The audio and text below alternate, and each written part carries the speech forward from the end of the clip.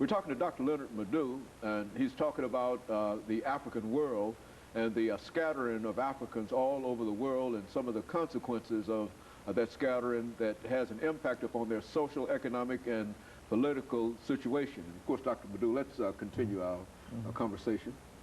Yeah, like I was saying, the common denominator, of these Africans in diaspora, wherever they are, is that they're discriminated against. They're always at the bottom of the ladder, politically, economically, and socially. So that's very important to know. All right. Even when they're in the majority, they're still, at the political and the low level of the political and social ladder. For example, in Jamaica, blacks are majority, predominate. 1% is about white, but they control the entire economy and even the political system. Yeah, the blacks vote, but the whites control the government.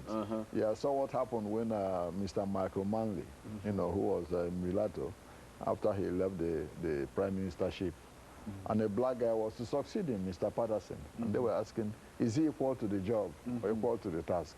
Okay, because of his skin color. Exactly, because of his skin color. In Guyana, the same thing. After independence, the British, handed over to a guy called Chedi Jagan, who was Indo-Guyanese from Indian stock. And the Indo-Guyanese has always discriminated against the Afro-Guyanese. So that's what happened. Then there were some riots and disturbances. Then when a black man called Robert Bonham took over, he started trying to entrench, black power and black rule, as an antidote to discrimination. But still, the economy is controlled by the Indo-Guyanese, and the white folks who live in Guyana. To the exclusion of the blacks who predominate in population. In Suriname, almost two decades ago, really, a guy called Lieutenant Colonel Bautuse, he took over the government by force, who was running a military government. He started carrying out some kind of genocide against the blacks who live in the country, in Suriname. So it's the same thing in most, Latin American countries. Africans, do the menial jobs, lack the education, and excluded from really anything other than cultural activities. Even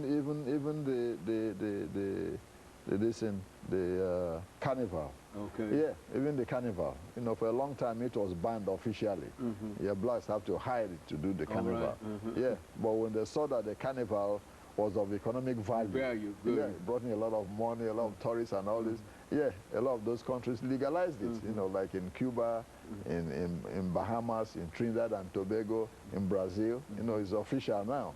Because of the economic impact that exactly, it had. because of the economic impact that it brought.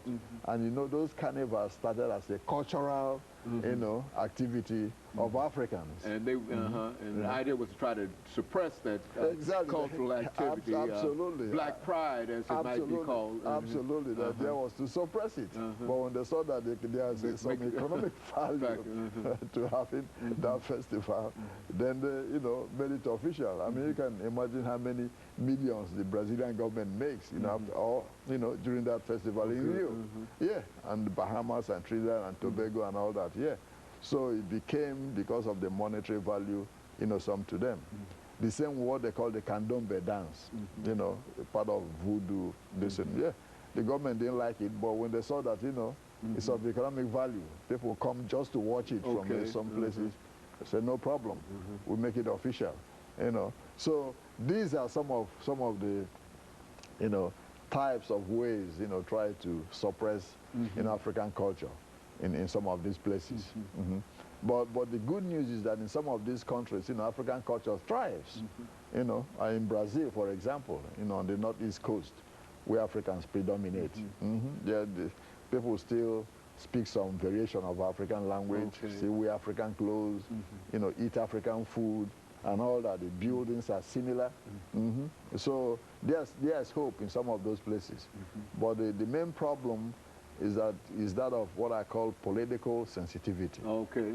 A lot of the black populations, they have not been highly politically sensitized. Okay. That is their right to demand changes. Even though they might be in the majority. Exactly. Exactly. Even though they're in the majority, they've not been politically sensitized. Just like, we in this country got sensitized, to our rights. Say, hey, we can go to the same schools, we pay the same taxation and all that. Yeah, most of the blacks in diaspora have not been so politically sensitized.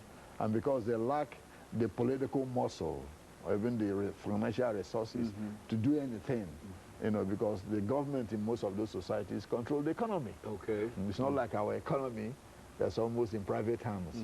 Big corporations can donate to any agitator they want, the support here. But in those countries, the government controls the resources. Okay. So in order for you to be effective as an agitator, one way or the other, you have to knuckle a little bit to the government. Okay. Yeah, if you're a newspaper publisher, okay, say, well, hey, you have to start agitating. The government can cut off the print. Okay. You won't get no print for your paper. If you're a TV station, they can shut it down, without going through any legal process. Yeah, so it makes it difficult for people who really want to oppose the government to do it, ferociously and with zeal. And be successful in doing so. That's correct. You see, without thinking of the financial and other consequences of Okay. it. All jobs come from the government. All right. Okay, they might retaliate, say, well, all your family will throw them away from job. So that might serve as a deterrent against people who want to oppose the government. See, so we were more successful here because we had the resources. Okay. There were, well-meaning corporations and business people who saw that, it's in their interest for African Americans to have their rights. It's a good business idea for there to be peace and stability so they can benefit. And you can see the corporations played a vital role here in the changes. Nobody can deny that. A lot of the funding to LCLC and all this came from corporations. Okay. So it enabled them to have the resources to fight. In these other countries, they don't have those resources available to fight the government because government controls almost 90% of the resources because the economies are mixed in a way, what they call mixed economy. Well, now, it seems to me that this is a terrible waste of human resources, Dr. Madu, is it not? I mean, you've excluded millions and half millions of people in various countries from participating in the social, economic, and political development of a country. Is that not a terrible waste of resources, human resources? Absolutely, absolutely. In South America alone, you have about between 150 to 200 million, Africans who live. Like I said before, Brazil alone has about 90 million. So this is a huge, waste of human resource that needs to be tapped. But the only way I think, changes can come quicker, is if the government becomes more democratized. Not just political democracy. Voting is one thing. Controlling the means of production and resources is another. Very good. So that's one way the Africans in diaspora can prosper when they start sharing in the economy of those countries where they live, control the resources, or be part of, the group that controls the resources. Then they could be able to fight for their rights effectively. And so you think that Africans in the United States has had a tremendous opportunity over some of the others, primarily because of their ability to agitate and to become politically sensitive to all of these things. Is that what we're saying? Absolutely, and because of education, because of education and resources.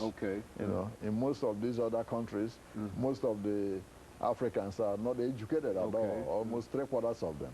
So you don't have that powerful middle class that we had in this country to lead any kind of revolt.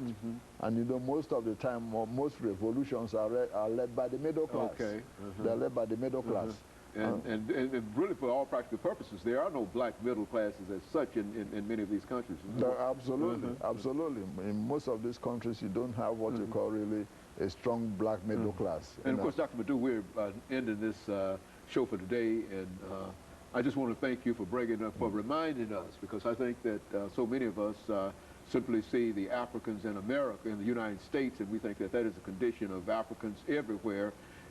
If we are aware that there are other Africans everywhere, and I think that this show will go quite a way in determining where Africans are. And of course, let me encourage our audience to tune in again next week for another informative edition of Comments. Thank you and good morning.